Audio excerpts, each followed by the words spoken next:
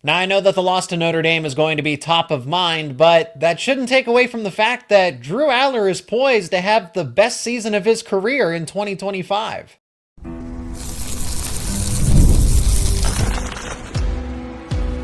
You are Locked On Nittany Lions, your daily podcast on the Penn State Nittany Lions. Part of the Locked On Podcast Network, your team every day. You are locked on to Penn State football. Thanks so much for making Locked On Nittany Lions your first listen and watch every single day. My name is Zach Seyko, and I am your host of the show. Drew Allar is poised to have the best season of his Penn State football career in 2025. Penn State's losing a late departure to the transfer portal. Trace McSorley is officially hired. Dan Connor gets promoted. We got plenty to talk about on this episode. Today's episode is brought to you by FanDuel. And right now, new FanDuel customers can get $150 in bonus bets if your first $5 bet wins. And as always, let me know your thoughts down in the comments section. I know the naysayers are going to have a field day with this opening segment. As yes, Drew Allar is going to have the best season of his career. I don't know if this is exactly a hot take, but it's the right take because Drew Allar has the talent, the supporting cast, the experience, and the continuity. So let's go through all of that to explain why this allows him to take another step forward going into his senior season. The actual ability is there. Allar, between having the strongest arm, he might have the strongest arm in college football, and he can make any throw that is any distance on the football field. And I'll get to his accuracy in just a second, but you start a drive at the 25-yard line, Drew can throw it all the way down to the other 20, essentially with no effort. But the questions are about his accuracy, because I don't think people doubt his arm strength. I think people know that he can hit the deep throw. It's the inaccuracy at times, because I get it. He looked awful against Notre Dame, and something that I do want to point out is that one game doesn't define a player's career and their upward trajectory. They can still get better. Drew Allar can still get better and learn from his mistakes. But in the last session of film that we have on Allar, accuracy was bad. But the inaccuracy, I don't know that Drew Allar necessarily makes terrible throws. Stay with me. But it stems from a breakdown in mechanics. So it's not necessarily that Drew Allar is wholly inaccurate. It has to do with poor mechanics and a breakdown in those mechanics in real time and decision making. Because I've seen Allar, and a lot of Penn State fans and a lot of people that cover Penn State football in depth have seen Allar make some of the best passes, drop absolute dimes, and then miss the super easy routine ones. But then when you watch those specific plays back, it's a hesitation. It's a breakdown in footwork, not having his feet set. So it's not so much about, but those things do lead to inaccurate throws. So I guess it's one way of framing it versus another. But my argument is that, he doesn't necessarily need to improve on his accuracy. He needs to, if anything, he needs to improve on, it's his footwork and a lack in the mechanics in the moment. But where does that stem from? Confidence. All of these things that I have to mention have to do with confidence and comfortability.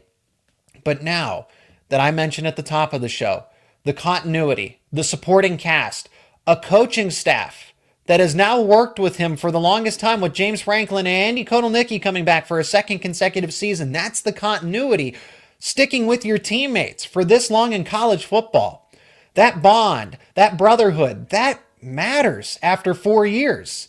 And I don't think you can get any lower than a game-losing interception against Notre Dame when all the historical battle between Penn State and Notre Dame and the chance at Penn State getting to a national championship for the first time since the 80s, all that was on the line. I don't know that Drew Allar can get at a lower point than that. So there's also that argument, is that he's going to learn from his mistakes. He is going to improve. He's going to get better. He's not going to get worse. And part of Allar's skill set is his unbreakable work ethic. Heard this from James Franklin, heard this from teammates, that you're not going to find a lot of Penn State football players presently, honestly, probably ones from the past either, and ones in the future that can outwork Drew Allar. Allar is one of the hardest workers on the team, and especially when it comes to film study.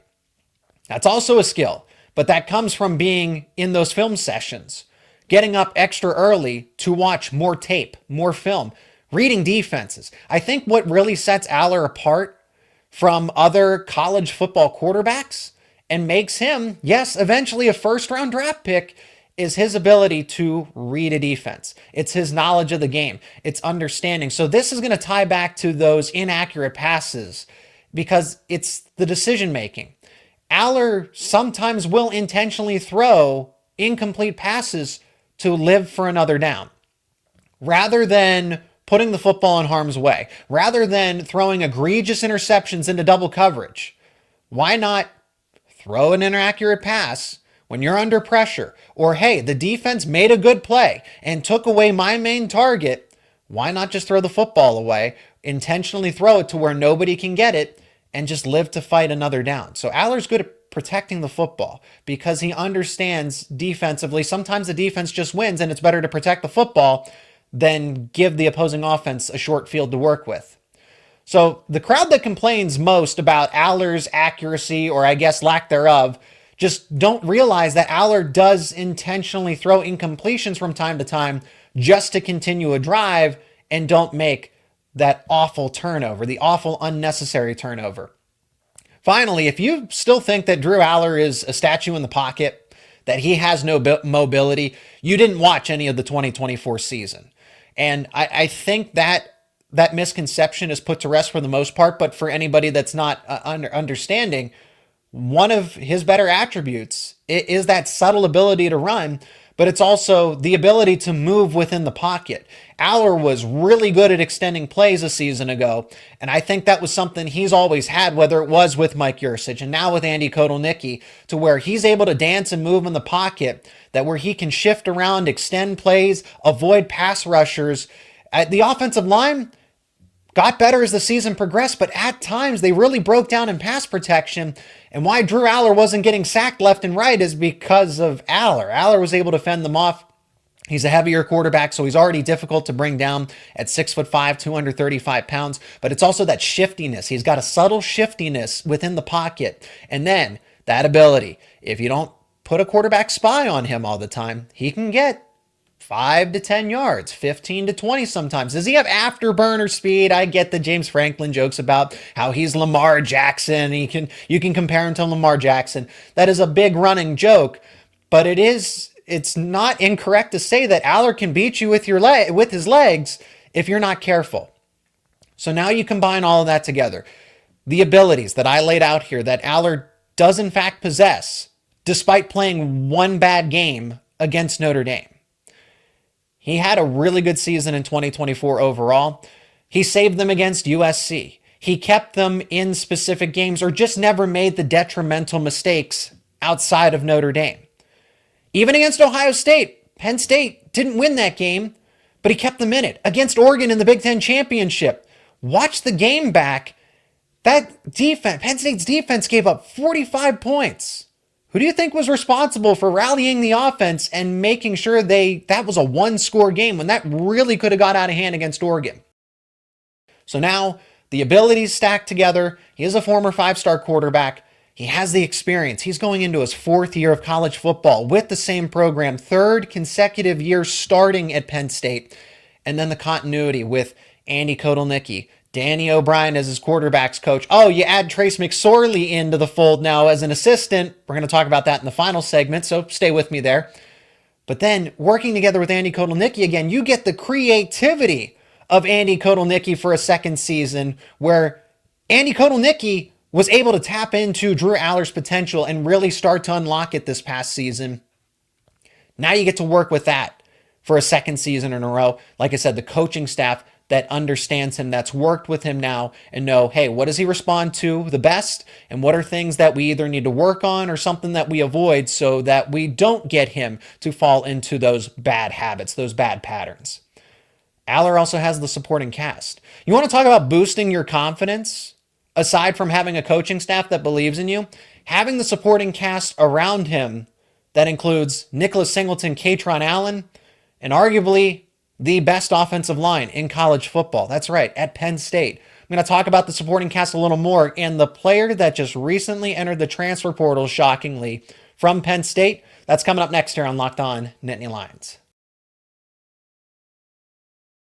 And today's show is brought to you by FanDuel. When the game tips off, the NBA action is just getting started. There's no better place to get in on that action than with FanDuel, America's #1 sportsbook. With FanDuel, you can place live bets throughout the game. So even if you missed the opening tip-off or you want to bet on a fourth quarter comeback, you can stay in the action. And if you're looking for a bigger payout, you can even combine your live bets into a same-game parlay. Using FanDuel's live betting feature is great because it'll keep every moment of the game exciting. So whether you're backing your favorite team for a late-game rally or you're picking a player to hit a clutch three, you'll never feel like you missed a chance. Plus, the app is easy to use, and when you win, you get paid instantly. Right now, new FanDuel customers can get $150 in bonus bets if you win your first $5 bet. Just visit FanDuel.com to join today. That is FanDuel.com for your shot at $150 in bonus bets. Make every moment more of FanDuel, the official sports betting partner of the NBA. If you're Drew Allar, I don't know how you can lack confidence with this supporting cast and also the system that's supporting this supporting cast. And I'll explain in just a second. Drew Allar having Nicholas Singleton and Kaytron Allen as the backfield behind him. And of course, yes, Cam Wallace will eventually come back from injury, and then Quentin Martin and Corey Smith going into their second seasons. That massive depth behind Singleton and Allen. But there's a case to be made that Singleton and or Allen should have went off to the NFL. They were considered conservatively top 8 running backs in this year's NFL draft class, and they decided to return. They are co-starters for the past 4 years. Think about that for a moment. I want to point this out every time because I don't know that everyone realizes how significant that is. That Singleton and Allen, find me this, especially in the age of the transfer portal and NIL, but in college football in general, because of the allure of the pros, the allure of the NFL, and that should of course be there because every college football player's dream is to play professional football, just about. I'd say 99%, right? Some people just love college football and maybe they don't want to move on. I digress. But Singleton and Allen, they have been 4-year co-starters in college football. Find me any other team, any other program, any other dynamic duo that stayed together like that for that long, where one doesn't leave early, or one doesn't transfer, or one doesn't goes to the pros before the other. It's really unprecedented in a sense. So it's the talent that you have in the backfield. It's the chemistry. These guys were in your recruiting class. You have worked together now going into year 4. So to have Singleton and Allen both back, not just one, not the other, you have both of them back behind you. And a ground game is going to help set up the passing game. And Andy Kotelnicki understands that. But then the system, Penn State football, is going and getting you legitimate options in the passing game. Yes, they are losing Tyler Warren, but Luke Reynolds is on his way up. Andrew Rapplier is going to be coming back from injury. They just got 3 really talented tight ends in this 2025 recruiting class. I imagine one of them is going to contribute. Oh, and don't forget about the veteran Khalil Dinkins, but that's besides the point of tight end. It's the fact that they went in the transfer portal to get Kyron Hudson from USC, who had the second most contested catches a season ago, only one behind Tyler Warren. And Kyron Hudson doesn't drop the football. I don't think he had a drop pass, according to Pro Football Focus from a season ago. And over the course of his career at USC, a 2.5% drop ratio. So Kyron Hudson doesn't miss his receptions. Oh, and they go and get Devontae Ross. Mari Evans, they're losing him, the speedster. He at least gave them that home run threat. You talk about, Zach, you talk about Drew Allar's arm strength. Well, who's he going to throw it to downfield? Enter Devontae Ross. Devontae Ross might not only be just overall better, an improvement from Amari Evans, but I think he's going to be faster as well. And then that goes into Andy Kotelnicki's creativity. You need players that have specialty skill sets. So a Kyron Hudson who can block, who can make those possession receptions, and then Devontae Ross who is going to force the safeties to play back off coverage, which opens up running avenues So you can't stack the box against Nicholas Singleton and Katron Allen, and Andy Kotelnicki is the perfect play caller to capitalize on all of those different strengths that Singleton and Allen have, and then couple that with Kyron Hudson and Devontae Ross and what they do individually, and you can throw it to the running backs too. So because Penn State doesn't necessarily have this bona fide superstar number one wide receiver, you have a supporting cast where collectively Singleton, Allen, Kyron Hudson, Devontae Ross, I think Caden Saunders at full strength, now that he's going to return and be healthy, can be a factor in the passing game. I mentioned Luke Reynolds. I mentioned Khalil Dinkins. It is the collection of them being able to all do a little bit. And I think these players are talented. But I get it. Overall, when it comes to the pass catchers, there is not a superstar player. Now, there is chatter that Penn State is ready to go to battle in the spring transfer portal window. So that's what I was referring back to about how Penn State is going to continue to support the supporting cast. Pat Kraft, James Franklin, they are all in on trying to make this team as close to as close to the top national title contender as possible. Anything can happen in a given season, but it is incorrect to say that this team is not all in. They are absolutely all in. You don't go and get Jim Knowles. You don't go and make a push to return some of the best players on this team.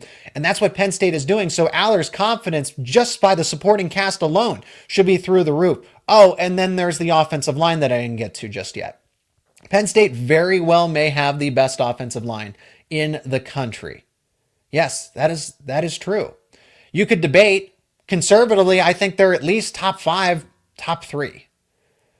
But I think this group does have a chance. They are the number one group in the country, returning 4 out of their 5 starters. Sal Wormley is the only one to depart. You get your starting center back and captain in Nick Dawkins. You get Nolan Rucci, who was peaking at the right time. Drew Shelton, Vanga Ioane, who I think has the best overall ability. And when Anthony Donko comes back, that's of the returning starters. And then when Anthony Donko comes back from injury, that's arguably your best overall offensive lineman. You go get a TJ Shanahan in the transfer portal that was a 5-star recruit once upon a time and started at Texas A&M, started in the SEC. He's a backup. He's a rotational guy. Same thing with Cooper Cousins. Cooper Cousins isn't starting just yet, or maybe he's battling for that starting right guard spot. It's not entirely clear, but you would assume that. So that's what I mean, is that Penn State has all of this depth. Don't forget about Javen Williams, Alex Birchmeier. Penn State's got plenty of offensive line depth to go with guys that are already that were coming back and starting a season ago. I also don't want to forget about JB Nelson. That's why I hesitated when I said, hey, Cooper Cousins might be the starter. He might be a rotational. Penn State has options between Shanahan, between Cousins, between Nelson. I don't know that you can go wrong. And then you have the added depth so that you have the insurance in case somebody does happen to get injured, because it is going to happen. So that's the supporting cast in a nutshell. Now let's get to the transfer portal. Smith Vilbert, Penn State defensive end, is going to enter the transfer portal as a graduate transfer. This is surprising because he made an announcement that he was coming back for his 7th season of college football. He had the eligibility. This made sense because Penn State just needs defensive linemen overall. Now, this isn't ideal because of the experience, because of how long he's been with the program, the veteran leadership that he's going to give you, but he wasn't going to be a starter. You're losing a player that was probably the second string backup to Denai Dennis Sutton. I think that's fair. He also offers versatility. This is a defensive end that weighs 290 pounds and is 6'6". That sounds like a defensive tackle at the college football level, but he's actually a strong side defensive end. But it's the sides, it's his ability to defend the run. Smith Vilbert is a quality player. I don't like this at all. I don't want to see him go into the transfer portal, but fortunately for Penn State, they did get Anai White, so they have another strong side defensive end. Their problem is defensive tackle, though. So this is where the spring transfer portal window is ultra important for Penn State, not only to go get another wide receiver potentially, but they need defensive tackle depth. After Zane Durant, Alonzo Ford's recovering from injury. So between those two, those are your starters. But after that, unproven across the board. Names like Ty Blanding, Caleb Artis, Xavier Gilliam, don't forget about Liam Andrews. They got Owen Wafel in the transfer portal, all unproven.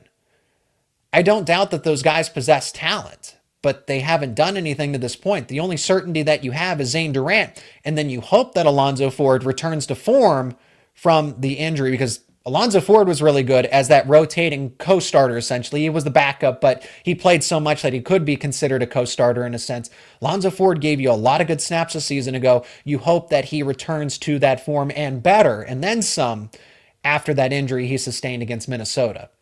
So defensive tackle, Smith Vilbert honestly just might have helped in that regard. Maybe he could have been a defensive tackle. He certainly had the size.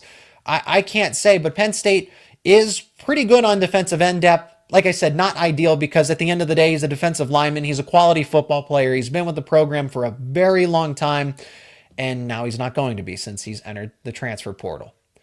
Penn State made it official, though. As far as coaching staff moves, let's pivot there. Trace McSorley has now been hired. It is officially official. He is an assistant quarterbacks coach on staff, and Dan Connor gets promoted. Why that's significant, I'll tell you more after the break.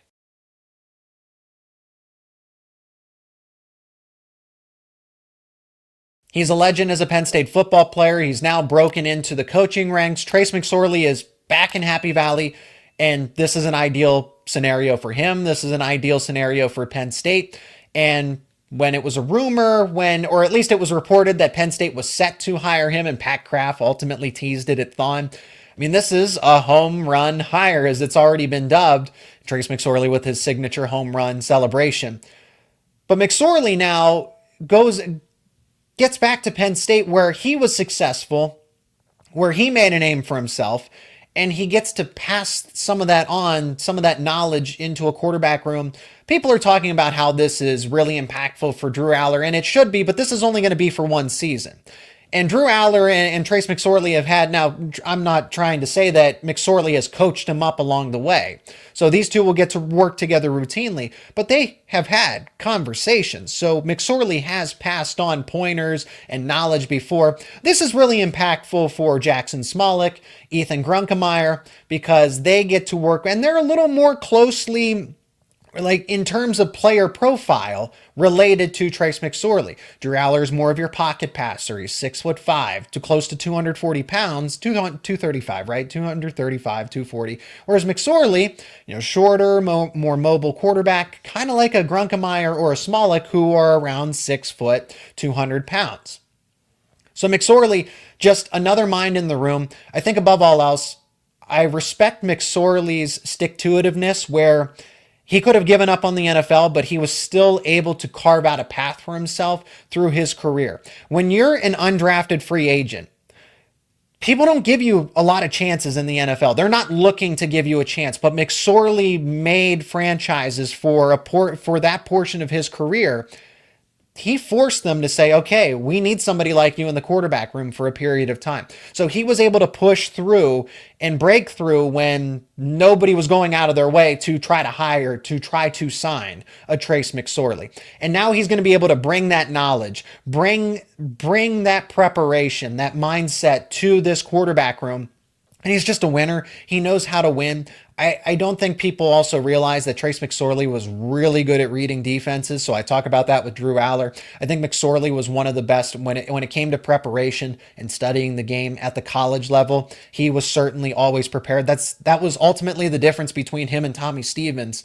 And Tommy Stevens could have had a really good career as the starter, but why Penn State ultimately went with Trace McSorley is because he understood the X's and O's slightly better, and he was able to read a defense with no issues. And it's not that Stevens couldn't, but McSorley was better at it.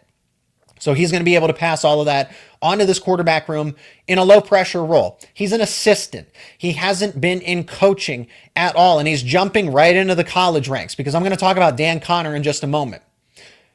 Trace McSorley is going into a role where he can still learn and also pick up on pointers from the coaching staff as well, while passing on what he knows to the quarterbacks themselves. So he's specifically working with the quarterbacks. He's going to be somewhat involved in the offensive game planning, see what, show everyone what he sees and try to, work collaboratively. But his focus is on the quarterbacks, and it's a low pressure role where, since he hasn't been in coaching for a long time, this is where he can settle in and really and make a name for himself now as a coach as opposed to a player. And then Dan Connor, this was long overdue. I mean, Dan Connor, it has been somewhat of the linebackers coach with the responsibilities without the name, because he was essentially the liaison from Tom Allen, since Tom Allen was the official linebackers coach a season ago, and then he was the liaison to the linebacker room in a sense. So Connor has always been the linebackers coach, but now it is officially official. The guy who leads Penn State football and career tackles. It is fitting.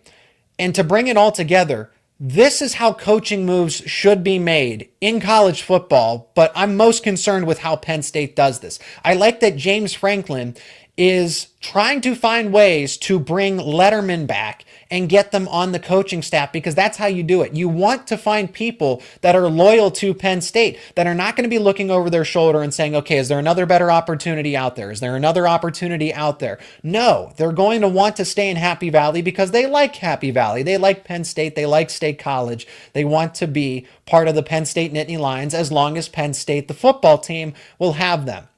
So that's not only now Trace McSorley and Dan Connor, but remember back to Ty Howell. And I hope I'm not missing anybody in this conversation, but Jordan Lucas and Torrance Brown and Deion Barnes. These are all former Penn State football players, and James Franklin has made it a priority to get Penn State people on this coaching staff. It works in other places. It can work, and it will work, and it's already shown that it is working at Penn State. So you want to find people that are loyal to Penn State and are going to, because then there's just going to be a little more selflessness. And I'm not trying to say that, Andy Kotelnicki and Jim Knowles and anything, that's not what I'm trying to argue, but to build out and round out the coaching staff. Terry Smith, right? I don't want to forget Terry Smith in this conversation either. But as you round out the coaching staff, you want to find people that are pro Penn State, because it helps overall with what you're trying to do. And that's winning football games. So you want to find people that are pro Penn State as much as possible. And if they're not affiliated with Penn State, but they are pro Penn State, then they're welcome aboard too, I imagine, with James Franklin making this staff. That's going to do it for this edition of Locked On Nittany Lions. I really appreciate each and every one of you for checking out this show. Make sure that you let me know your thoughts down in the comments section. Be a part of the conversation. If you are new to the show, please subscribe to the YouTube channel wherever you get your podcasts. Leave a like on this episode, share it with friends and family. And for more conversations around your favorite Penn State sports teams, including Penn State football, Penn State wrestling, Penn State men's basketball, keep it right here on Locked On Nittany Lions. And as always, thank you so much for making Locked On Nittany Lions your first listen and watch every single day. For your second listen and watch, got to check out Locked On Big Ten with host Craig Sheeman. Craig puts the Big Ten first when everybody else overlooks it, covering all 18 teams in depth, including Penn State. You can find Locked On Big Ten available on YouTube and wherever you get your podcasts. And it is part of the Locked On Podcast Network, where it is your team every day.